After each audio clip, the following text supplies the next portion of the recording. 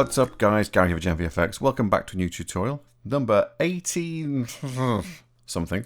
Today we are talking about some stuff actually which has been in Blender for absolutely forever, but in fact is probably one of those, well, two of those most powerful little bits of stuff that actually we don't use because we don't really think about it. We're just thinking about building and animating and rigging and lighting and whatnot, but there are two things in this that exist up here in the corner. I don't know if you can see that. I'm actually scrubbing my little cursor around where it says Scene and where it says ViewLayer. Now these are actually so useful, and I'm going to show you why. I will open a scene that I've recently finished.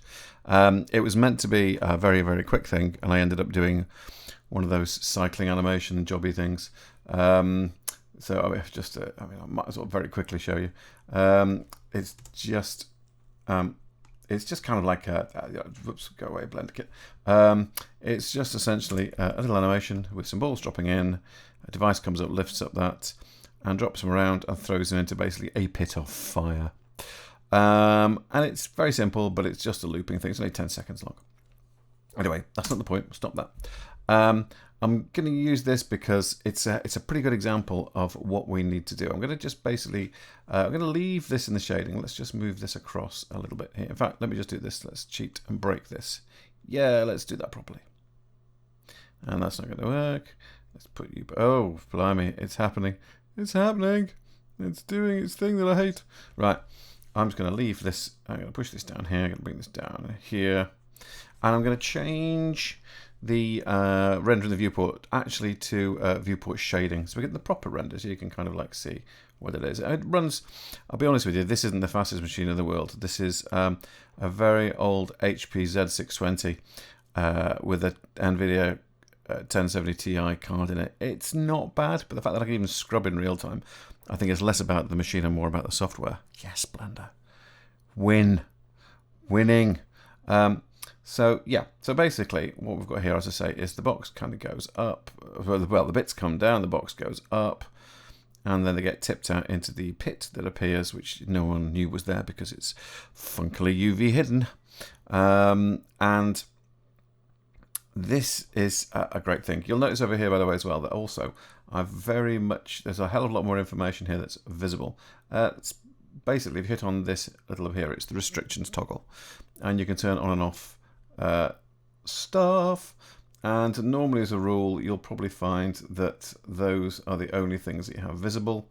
In fact, I think one of those is in fact wrong. I think is it that one? Yeah, that's what it's like, which basically is turn the collection on and off, so you can turn them on and off. If I turn off the gems, you can see they turn off. If I turn off the floor, that turns off the floor. It's very handy little stuff. That turn off the box, there's the box going, so you can actually see that lovely invisible box lifting up and tipping everything out. Woohoo! There you go. And then I've turned that back on, and then we've got the lights, which you can also turn on and off because you just can.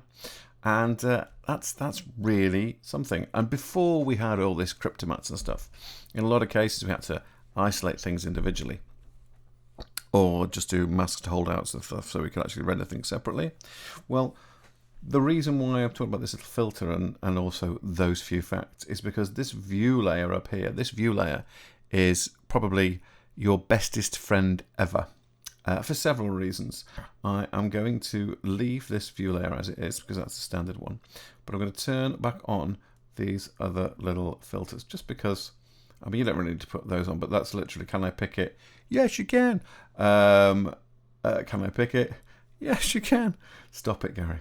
So you can turn off whether you can actually select anything in here. So if I just only pick the floor and then swipe over this, it doesn't matter what else I swipe over, it's only going to pick the floor items. That's really quite useful. I have to say I'm a big fan of that, particularly when you're working with stuff and you don't want to have to keep on picking lights. It's like locked, basically, or templated, I suppose, if you're using something like Maya or 3ds Max. So what we have here is it visible on the screen in the viewport? No. But if I render it, is it visible? Yes. So that's the point of this one here. So obviously that's just turn it on and off. This is turn it off within the viewport but still render it. If you turn something off, it just means, again, you can't kind of see it. It's like hiding it. it's temporary. Whereas this is kind of feels a bit more permanent. So if I turn all of that off, but then if I, in fact, let me just bring this back.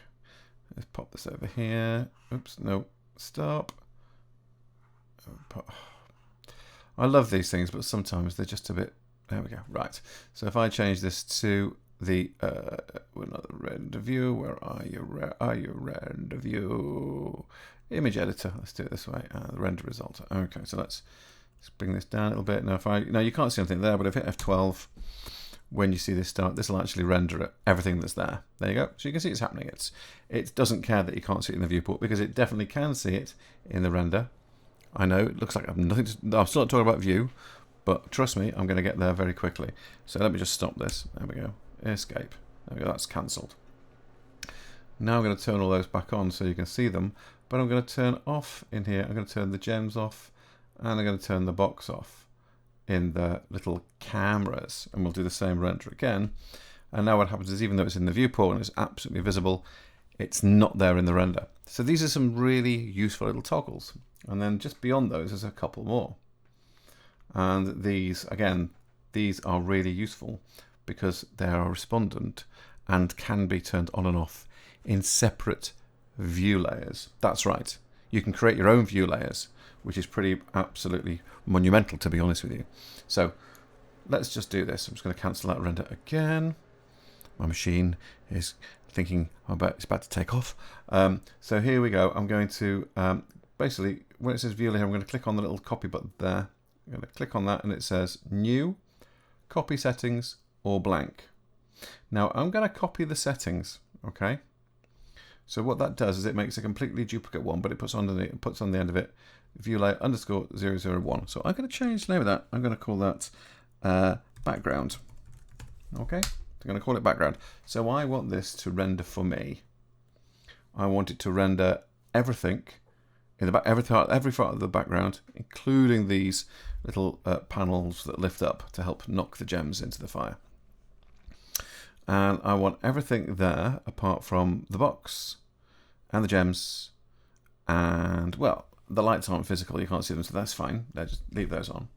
So let's go gems. Well, let's turn them off. But we don't want to turn them off, because we turn them off, they're not going to be visible in reflections or refractions or anything like that. And that is, you know, quite important. We want to have those in there. So just over here, if I go to gems, we've got something here that looks like a little arrow, and that refers to indirect only. It looks like a bounce arrow. So as if the lights hit something and then bounced off, which is kind of like what refraction and reflection is involved in. Refraction is light going through, obviously, and bending, but reflection is bouncing off. So that little symbol there is meant to indicate indirect only. So basically, if I take the gems and I set indirect only, in here we can see, if I just zoom this in, if I just play this forwards and backwards, you can just see at the top here. And there we go, that's probably a better one there. You can see where the gems are kind of, their lighting part is also still there. So that's good. And let's hit the box, let's do this in the box, that's set to indirect as well. So if I bring this down, you can see where the box sits and where the arm goes in to pick up the box. There we go. And if you look, you can also see where everything's dropping into the box there. So that's really quite useful because it gives us that control. So I can go in there and change all the color on that now. So if I leave that as background, that essentially is the background. I'm now going to do another copy of the settings, and I'm going to call this one box.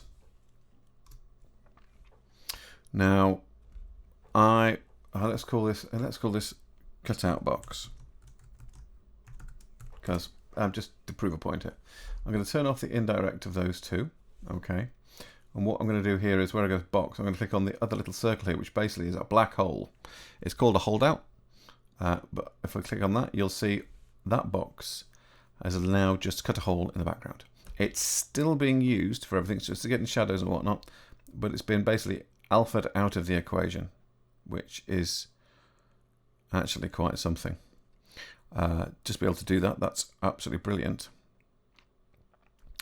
But if I wanted to do something with all of these gems, let's change this name from cutout box. Let's call it gems only. So I wanted to have an access to just the gems, so I can just recolor all the gems. So if I put a holdout on the box, I'm going to put a holdout on the floor, all the floor stuff. And that's it really, because all the stuff in the top collection is like just cameras. So now, see the gems fall into the box, a little bit of shading, and then they bounce up. So they're still there, but they've been covered because they're inside of the box and the box is acting as a holdout. We're getting just our gems. That is really, really good. So what happens is that you now have 3 layers, a view layer, and you have just our background layer, and then we have just our gems. Well, actually, we also need the box, don't we? So let's do another one. And no, let's not do a new one. Well, I can do a new one. This is the one with no settings on at all. So they're just all the default settings. So what I will do is I will set the box to indirect. No, I won't. I want the box. I'll set the floor to indirect, and I will set the gems to indirect.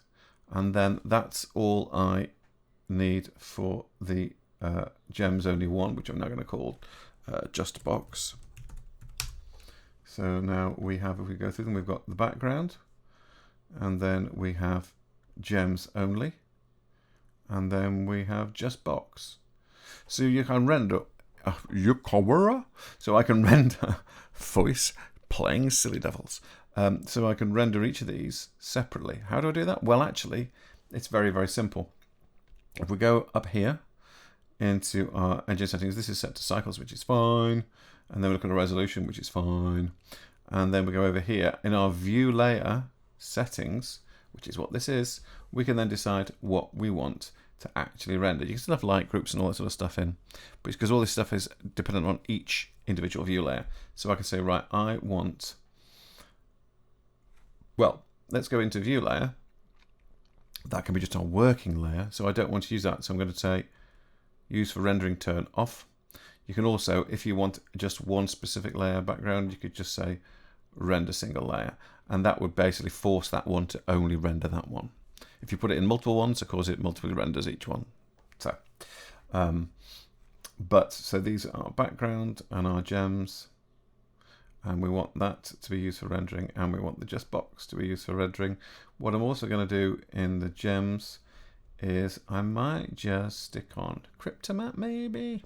Nah, I won't. What I will do is I will go into not the box layer. There we go, just box in here, and I want the direct as if use and the glossy, and I think that's probably it. The ambient occlusion. Let's grab a bit of that, and let's just get the indirect color. So that kind of covers all of our lighting bases. It's not luminant really. So let's just press F12.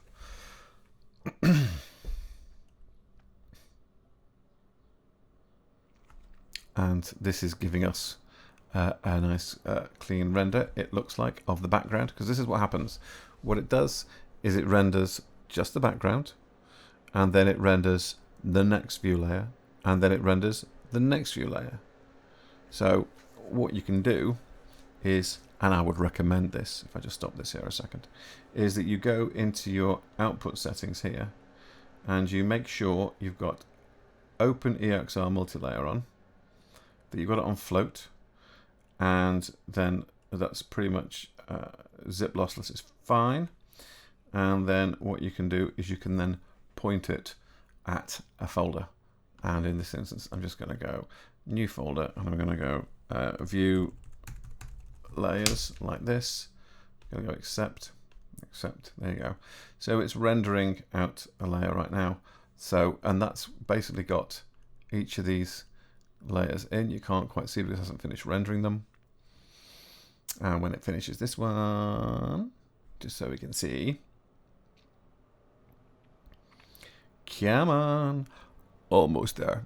There you go. Right, so I've got a background, I've got gems only, and I've got just box. So I've got all these lovely elements independent of each other, and then I now go file, save as, and we shall put it into our media, renders, view layers, and I'm going to call it box clever .exr, and I'm going to open it in Critter. So let's just go open, And let's point this outside of here. Let's go into that. So YouTube viewer, media, renders, view layers. I'm going to pick box clever, go open. And one of the things that's lovely about Critter, it's not native in sorry, it's not native in Photoshop in ER, but what you get in Critter is a full understanding of what an EXR actually is. So if you can see over here with the layers, in fact, I think I've made this too big. Let's just bring this down to a usable functional size for you all to see properly. Get the corner, there we go. Got it. So what we have here is our ambient occlusion, which I can turn off, and then our combined. And there's the diff color, the diff direction, the diff indirect. Sorry, there. That's a direct. There's a diffuse color. There's the diffuse direct lighting. There's the indirect lighting. There's the glossy. And there's the glossy direct. And there's the glossy indirect. Okay, so you've got all of that. Then you've got gems only, and again you have layers there.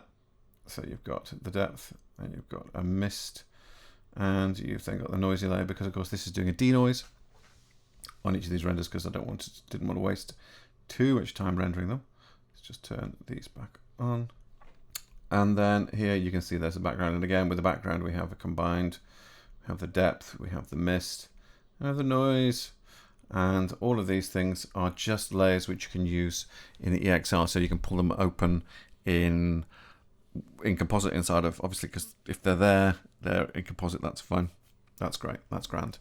Now, that essentially is the fundamental usage of a view layer, which is great. Very, very handy, very, very useful. Just going to save this again. But what we've also got here is this thing called scene. Now, here's the thing. Here's the thing here. Okay. Now, if you are working inside of a scene in Maya, you can have one scene, and that's it. Because a scene fundamentally just means the scene that all your objects are in. Blender files have scenes as a part of them. Now, like everything in Blender, it's a data block. So what you can do is you can actually store and build more than one scene, if you're looking at it in terms of the Maya sense, inside of Blender. So at the moment, this is one single scene with all of this, access to all of this, layouts and modeling and all that sort of malarkey. Just get that back to where it was. And then let's come out of that view. There we go. So that's a standard modeling view.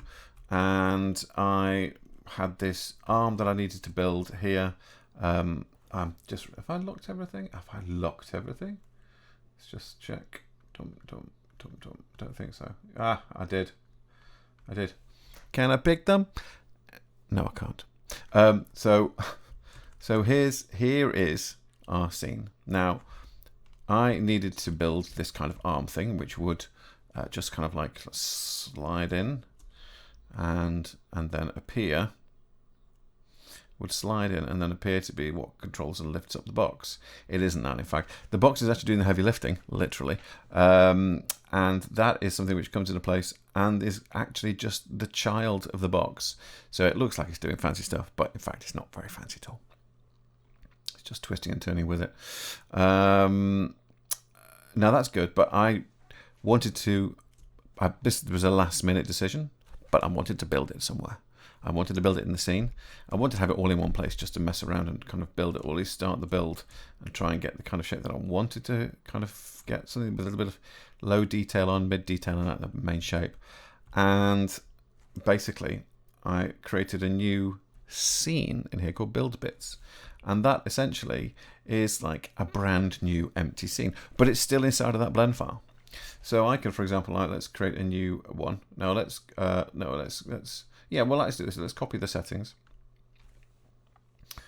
and that creates us, a brand new scene. But again, it's empty, it's blank. So if we say we can add, say, an icosphere into here, let's make subdivisions 1. Let's have a look. Yeah, it's all nice and dandy. Let's maybe add some subdivisions to it.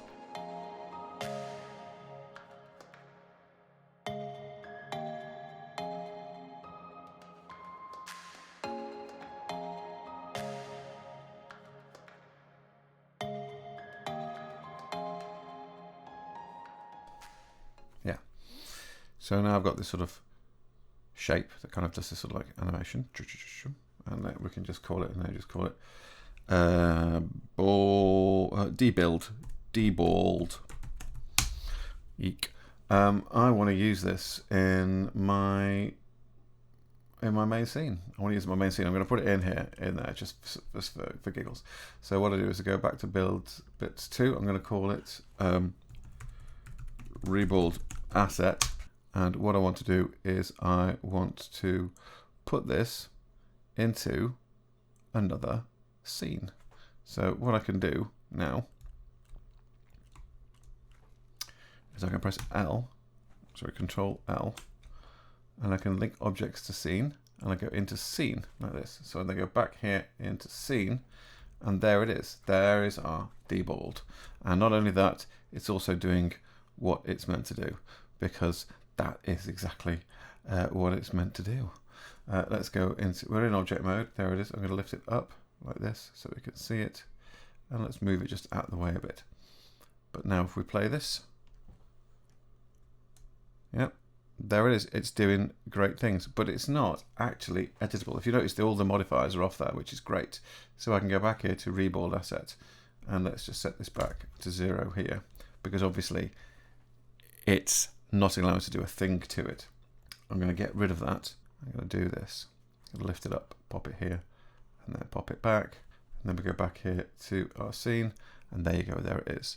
And it's just a lovely way of keeping things compartmentalized. So I can have that in, I can do whatever I want to do to it, I can do it in here, and it'll still appear in my scene. And then if I don't want it in there, I just go Control L, and it's, oh no, sorry, what we do is we just go, to scene, put that back, go back to our scene, and we pick on this, and we just, basically, we just get rid of it. So we just go delete. But when we go back here to reballed asset, it's also gone. So how do we unlink that? Well, there must be a way. So what we have to do here is unlink, and that's it. And it goes. It's not deleted. It's still in the other bit, but it's there. But the best thing is that you can then set off, if you wanted to, you can set off multiple renders out of multiple scenes. So what you could do is you could actually use this, build something in this one in here that you want to be used as a maybe rendered in say Eevee, and then something you want to be used that you want to render in cycles. You then set these things up and do them as a composite. Well, let me explain what I mean. This is probably the best way to go about this. Let me go to compositing. So here I am inside of the composite view for the scene, because obviously each one of these has got their own. There's a composite view for build bits. Here's a composite view for reballed asset that I've got. So let's go into scene. And if I go into modeling, if I just go into modeling very quickly, and let's just escape from that view. There you go. We've got here our whole scene. So if I change this over now to reballed asset, you can see there's our ball. And I'm just going to change the light of this. Let's just very quickly change this to rendered view. We are in cycle. We are in Eevee in this one. We're in cycles in the other one. This is a prime point of what I'm trying to explain. I'm going to make this yellowy, and let's set this to something ridiculously hot. There you go. That's better. So let's just try and make this a bit hotter. There you go. That's nice. There you go. And I'm going to go to the view, pressing 0. So we've got O, and I'm going to basically go F12 and just render a frame of that. So that's done. I'm now going to go back here into our scene, and I'm going to press F12 again. No, render output node. There it should be an output node. Oh, hang on. No, there might not be an output node. I think I may have gotten rid of it. Right. Add output composite. There we go. Let's escape on this, and we're going to add an input, and the input is going to be our render layers. So here we are. There is our scene. And go image into image like this. Let's press F12, and now it should render us out our little image, which is cycles. So that's all my layers rendered. If I look at these, if I've got the composite, I've got my view layer, which is everything, and then my view layer, I've got my background layer, and I've got my gems only, and I've got just my box. Each one of these, of course, has also got a combination of stuff in there as well. So the just box has got all the little elements that you want, all the bits that you saw in the file, the EXR that we opened inside of Critter. So that's all fine. Now we go back to composite and press escape on this because it always goes to a render view. And let's look at this here. So if we now look at what we have here, let's just bring this a bit over. You can see in here I've got the view layer. I've also got the background layer. And I've got the gems only, and I've got the just box. And every single time we open one of these that's particular, you'll see that the things will appear. So the mist, if we just put that, the mist is actually into the composite there, but we can't see that because of the viewing there. But if I basically do this and I input and output input, if I input in the scene a viewer, let's do that, and I'm going to press shift and right mouse over this to create a little noggin, and now we can see that in there as well, which also means basically the reason is I'm just going to turn off use background in here, but we have it open here. So because we're looking at the viewer node results here, it's a bit more like using a regular style compositor where you have all your node tree here and then your image stuff underneath, or the other way around. So whatever I do now and I plug it into this, let's press G and shift it over there, the results of this will become visible in both the composite and the viewer, which I've talked about extensively in previous tutorials. So let's look at this. We've now got this render layer here. I'm going to add a new input for render layers. And you can see this one has brought in the main layer, because what we can do here is we can say, right, well, what I could do, for example, is I could now take my box like this, the output of this, and then go add, go to color and go alpha over, click that in there. And they will, let's put this over the top instead. So let's say image of this and drop this over, come on, click, click, click. There we go. So I've now got my box over the top of that. There you go. But what I could also do is say, right, actually, no, I don't want that to be the box. I want that to be an item from a different scene, and that scene is going to be reballed assets. And I want it to be the view layer from reballed assets. So there now we have the reballed asset that was rendered in Eevee over the top of our cycle rendered background. So theoretically, what you can do is you could build a thing where you render just one file, just one single image of your background in cycles, if you wanted to, and then force that to repeat and have the stuff that goes on top of it that you comp inside of here done in Eevee. So you've got that wonderful mix of both worlds. You've got so much you can do with view layers. It's fantastic, and the access to scenes as well in there. Just so if you wanted to like build an asset and just keep it there, but you don't want to actually use it, it's just something you're building in relation to this that you'll come back to, and then you'll put into the scene later. It's just all there inside the blend file. Very similarly, actually, I will mention this very quickly. I think I've mentioned it before. If you check under File here, in External Data, you've got something here that's called Automatically Pack Resources. Now, basically, what that means, any external texture, any external linked object, anything that's used inside of this Blender scene, if you tick that box, it will then save it as a piece of data inside of the blend file. So it'll pack all your images into the actual file, which is absolutely wonderful if you've got to send a file to somebody to carry on and do some work with. You literally click that button and then send them that blend file. Yes, it'll be a lot bigger than the original blend file, but that's because if you've got big images, they will be stored in there.